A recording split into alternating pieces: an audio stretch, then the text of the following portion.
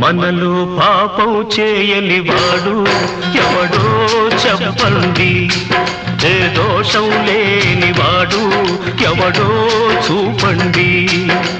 మంచిని సమాధి చేస్తారా, ఇది మనుషులు చేసే పనియేనా?